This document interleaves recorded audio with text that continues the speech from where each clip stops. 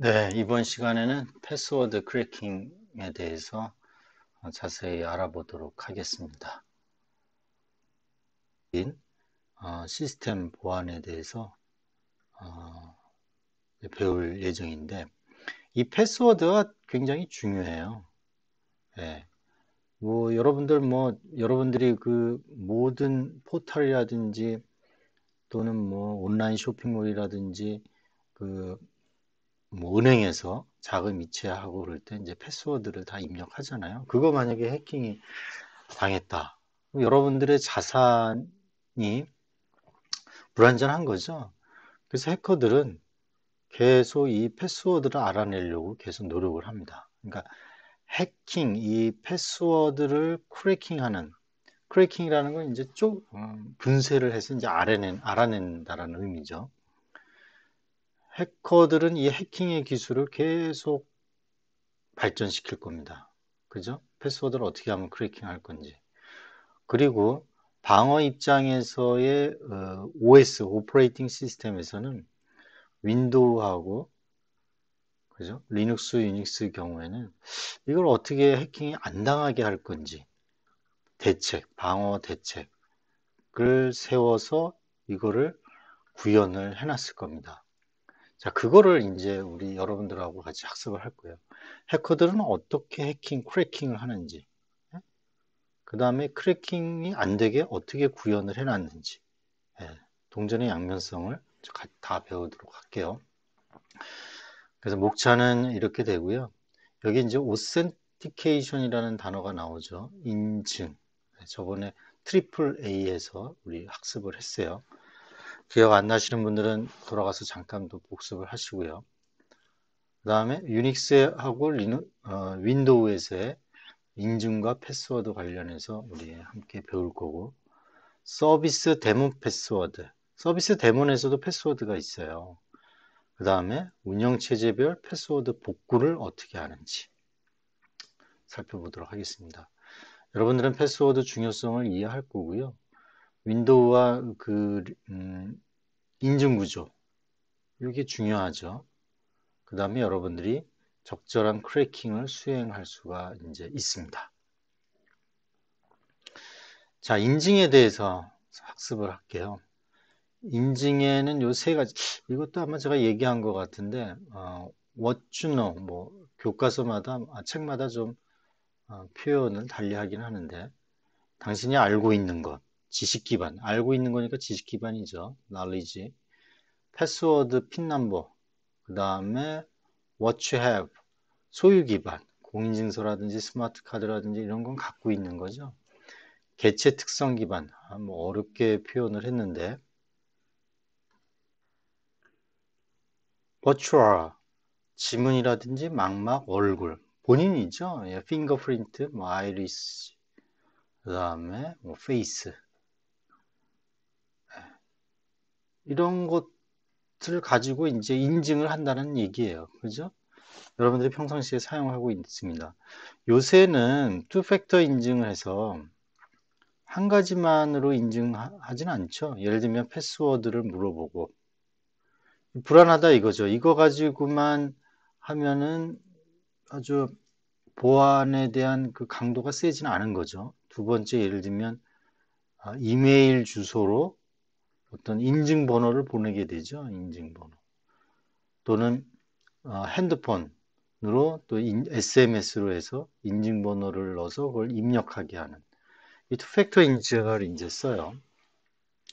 두 번째를 많이 사용하고 또는 이 두 번째에 대해서 예를 들면 뭘 하나요? 뭐 그러니까 지문이나 막마 이런 것들은 단말기에 그런 기능이 있어야 되기 때문에 보편적으로 사용하기가 좀 어렵지요. 하여튼 뭐 이걸로 선택할 수도 있습니다.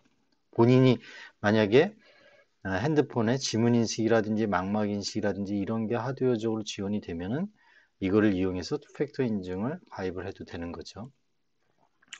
자, 여러분들하고 실습은 데비안 계열에 데비안하고 레드햇 계열이 있다고 그랬죠. 제가 좀 반복을 좀 많이 하는 편이에요. 왜냐하면 반복을 하면서 여러분들이 계속 그 용어에 대한 터미놀로지, 터미널로지를 알아야지 이게 이해가 되거든요. 터미널로지를 안다는 거는 결국 거의 한 6, 70%는 안다는 얘기예요.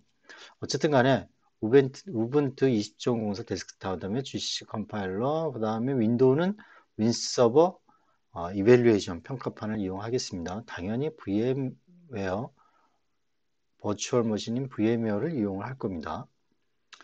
자, 우리 패스워드 크래킹 들어가기 전에 이 암호화학에 대한 아주 컨셉 가볍게 좀 볼게요. 왜냐하면 이 암호학을 좀 어느 정도 그 숲을 좀 알아야 이 챕터 4장은 좀 이해를 여러분들이 좀 받을 것 같아서 요거를 좀 간단히 좀 넣습니다. 자, 그리고 이 정보 보안에 있어서 이 암호학은 아주 기본이에요. 인프라예요, 인프라. 기반이에요, 기반. 이거를 공부를 하고 사실은 시스템 보안, 네트워크 보안을 공부하는 게 맞습니다. 커리큘럼상 이 암호학을 공부하고 또 병행해서 컴플라이언스, 규제 이거를 알고 시스템 보안, 네트워크 보안을 배우는 게 훨씬 좋습니다. 어쨌든 간에 자, 크립토그래피 암호에는요. 요것만 알면 돼요. 대칭 암호하고 어시메트릭 사이퍼. 요거는 이제 공개키 암호라고도 얘기하죠. 동일한 얘기입니다. 공개키 암호, 퍼블릭 키. 퍼블릭 키, 사이퍼. 자, 대칭 암호는 키가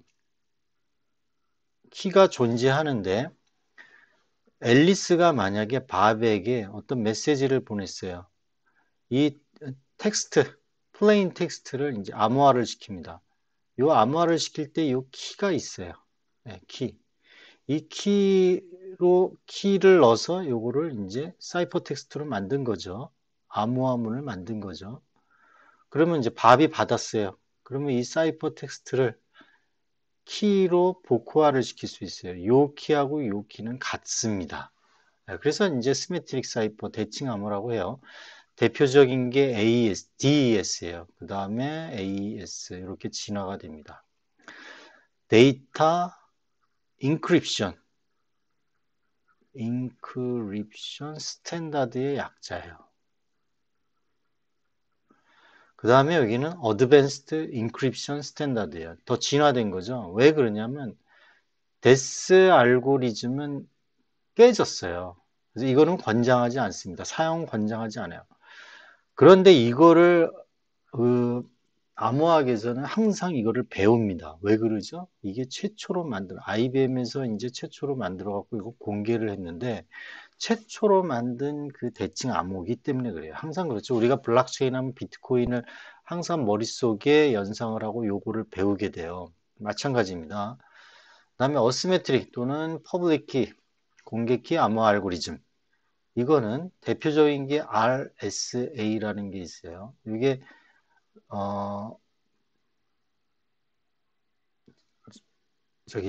뭡니까? RSA는 이게 그 개발한 사람의 이름의 이니셜이에요. 이니셜. R이 리베스트고요. 리베스트라는 아주 학자. 그다음에 샤미르 에들만. 제가 이렇게 자꾸 얘기하다 보면 이게 좀 시간이 많이 걸릴 텐데 좀 끊겠습니다. 하여튼 간에 RSA라는 사람이 3명이서 개발했다 그래서 RSA 암호 알고리즘이라고 그러고 대표적인 공개키 암호 알고리즘이에요. 물론 이거 이외에도 타원 곡선을 이용한 암호 알고리즘 다양하게 이제 종류가 있습니다. 근데 또 대표적으로 이거를 또 배워요. 이거를 블록체인은 이제 요거를 이용을 했죠. 비트코인은. 어쨌든 그 다음에 세 번째가 암호화 알고리즘은 아닌데 우리가 반드시 알아야 될 게 해시 함수예요. 되게 해시와 암호화 알고리즘이라고 표현을 하지 않습니다. 굳이 표현한다면 해시 일방향 암호화 함수라고 합니다.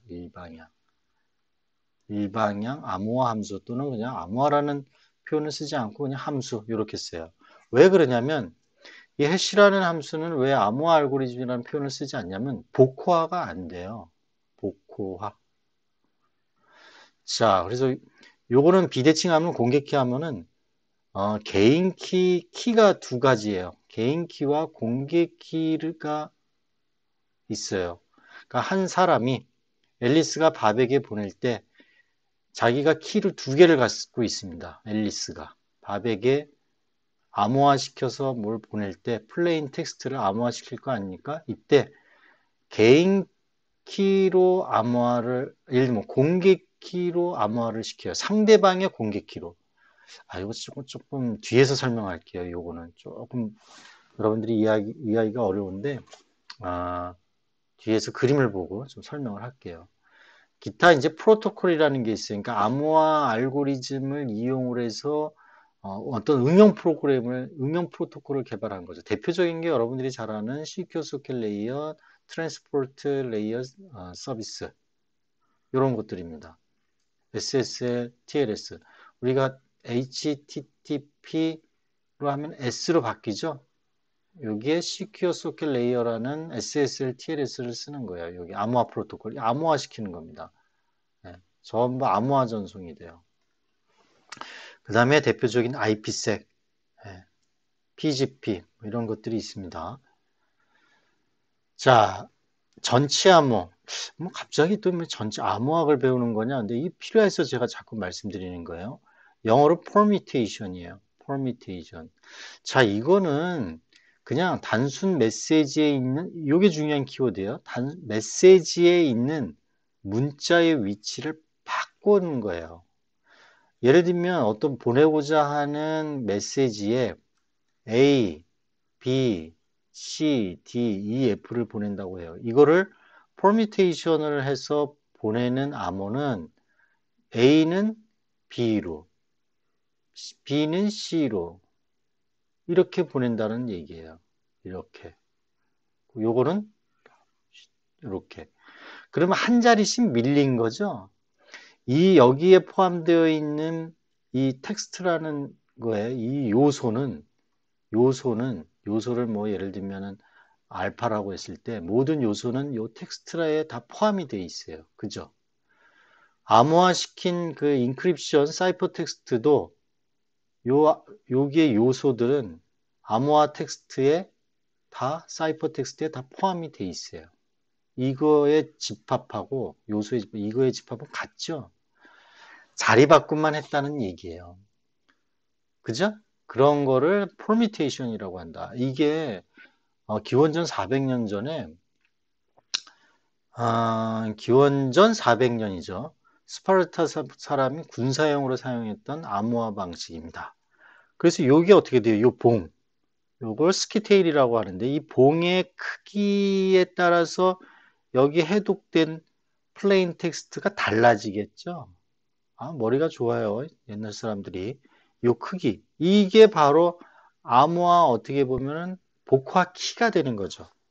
암호화 시키는 키 또는 복호화 시키는 키가 될 겁니다. 그죠? 요게 작으면은 이 문자열이 틀려지잖아요. 엉뚱한 글자가 나올 거 아니에요. 플레인 텍스트가. 이해가 안 되는. 그죠? 자, 그래서 이거를 permutation이라고 한다. 꼭 기억하시고요. 그 다음에 substitution이라는 게 있어요. substitution. 치환이라고 합니다. 한글로 또는 대체 뭐 한다 그러는데 이 단일 치환 모노 알파베틱 substitution을 보면은 이거는 시저가 기원전 50년 전이죠. 50년이죠. 그러니까 좀 발전했죠. 아까 봤던 이 스키테일 암호화 방식보다는 조금 진화된 거예요. 이게 시계열로 보면은 암호화가 조금씩 진화됩니다. 그죠? 기원전, 기원 후, 요기 전에는 이렇게 단순한 건데, 하여튼, 줄리어스 시저가 군사 목적으로 하여튼 많이,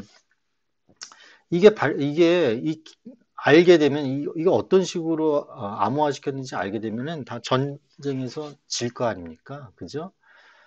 군사적 목적으로 하여튼 치환을 한 건데, 이건 뭐냐면, 예를 들면 A, B, C, D라는 플레인 텍스트를 사이퍼 텍스트로 바꾸는데 이걸 그대로 요것만 이렇게 해서 하면은 그거는 저기잖아요. 뭡니까? 사이퍼 substitution이 아니고 permutation이잖아요. 글자만 취하는 거지. 그런데 이 경우에는 어떻게 되냐면 키를 만약에 Shift 뭐 5를 줬다. 알파벳 26자죠. 알파벳 26자. 요 알파벳 26자에서 Shift 오른쪽으로 5개를 하면은 예를 들면 하나, 둘, 셋, 넷, 다섯. F가 된다는 얘기예요. 이게 F. B는 G, H, I. 이렇게 되는 거예요. 그러면 이거 어떻게 된 거예요? 여기에 있는 글자가 여기에 암호화된 거에 전혀 다른 글자죠. 하지만 알파벳이라는 이 집합을 이용을 해서 시프트 시킨 거죠. 그러니까 다른 글자로 대체가 되는 거예요. 다른 글자로, 완전히 다른 글자로. 그죠? 여기에 포함되지 않은 글자로 대체가 된 겁니다. 그거를 substitution이라고 합니다. 이해되셨죠? 그래서 예를 들면 이 암호문을 이거는 3 플러스 시프트 3을 키로 주는 건데 이거를 복호화시키면 마이너스 3을 해야 되는 거죠. 그러면 이렇게 be careful for 예, assassinator라는 그 물자가 이제 나오게 되는 거죠. 자, 이거는 이제 암호화의 역사예요. 히스토리예요. 이걸 제가 이제 암호학을 가르칠 때 좀 뭐 이렇게 만들어 놨는데 하여튼 요 여기가 뭐 예를 들면 0이다 그러면 50년 전, 400년 전, 480년 전에 보면은 아까 얘기했던 permutation이라는 방식을 써서 스파르타의 봉을 썼고 시저 암호를 해서 substitution이라는 걸 썼습니다. 물론 여기 현대 암호에 들어오면서 이 용어라는 거를 이렇게 만들어낸 거죠. 학자들이 이제 그 학문으로 이제 토착화시키기 위해서 이렇게 용어에 관련된 걸 이제 정립을 해 놓은 거죠. 시저가 뭐 이게 substitution 암호화 방식입니다라고 얘기했겠어요. 그죠? 훗날 이제 근대에 들어와서 학자들이 뭐 논문을 쓰면서 이거를 substitution이라고 한다. 이거를 뭐 permutation이라고 한다. 이렇게 정의를 한 겁니다. 자, 그 다음에 1918년 1차 세계대전인가요? 2차 세계대전이죠. 2차 세계대전에 바로 이 알란 트론이 독일에서 그 애니그마라는 그 암호화시키는 기계가 있었어요. 이거를 해독한 사람이 알란 튜링인데 이때 나온 그 컴퓨터 컴퓨터가 아주 뭐 원시적인 컴퓨터겠죠. 튜링 머신이라고 이제 얘기를 한 겁니다. 그걸 다른 말로 이제 콜로서스라고 하는데 이때부터 이 전을 고전암호라고 하고 이 이후를 현대암호라고 해요. 여기가 그 어떤 갈라치기가 돼요. 이 알란 튜링이라는 사람이 튜링 머신, 그러니까 튜링 컴플리트니스라고 얘기하는데 튜링 계산상 모든 계산을 다 할 수 있다라는 의미예요. 튜링 머신, 튜링 컴플리트니스라는 게 단순한 연산만 할 수 있는 거를 튜링 인컴플리트니스라는 용어를 씁니다.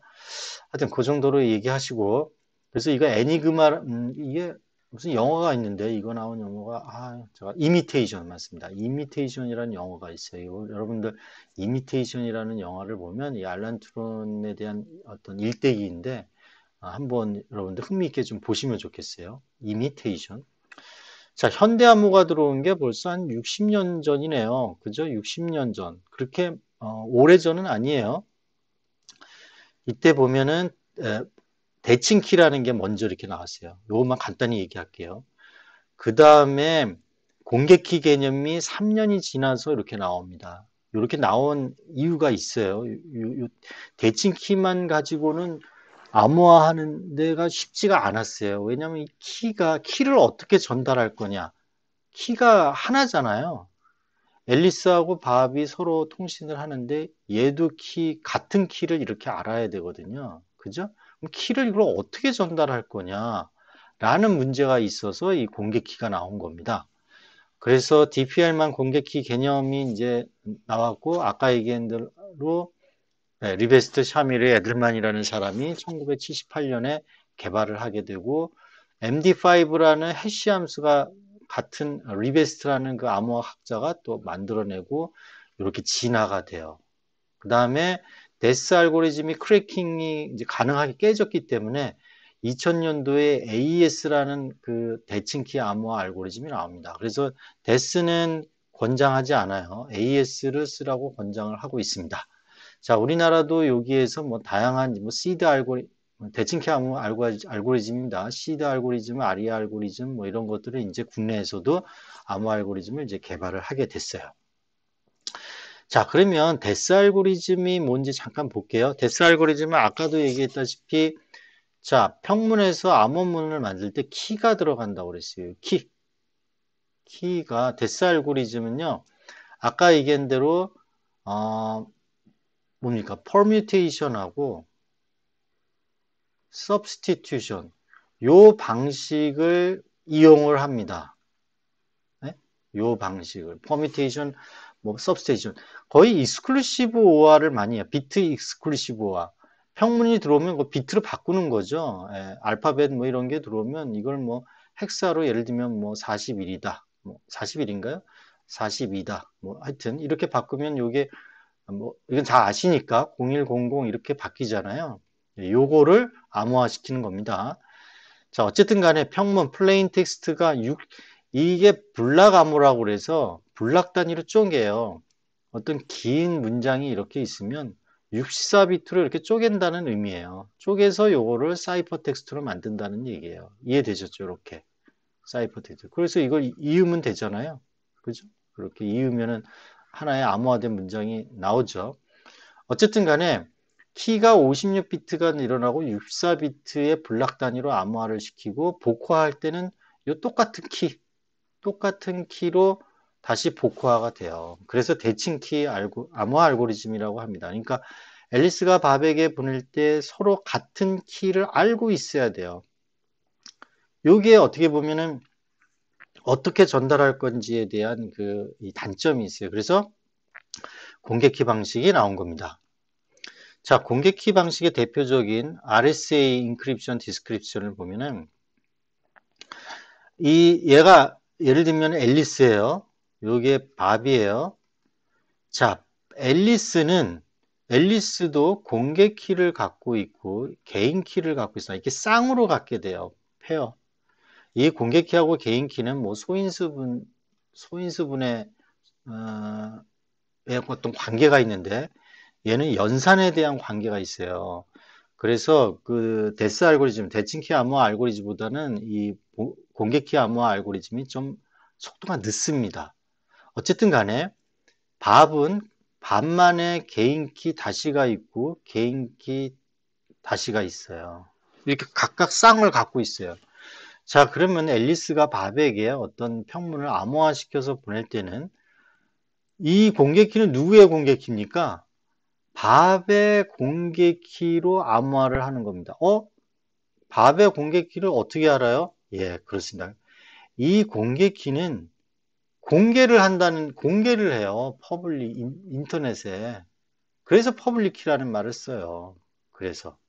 이해되셨죠? 또는 비대칭 키라는 용어를 쓰는데 이 퍼블릭 키 암호화 알고리즘은 왜 퍼블릭이냐? 공개를 하기 때문에 그래요. 이거는 공개를 해도 이 개인 키를 알 수가 없습니다. 수학적인 그 관계 때문에. 네?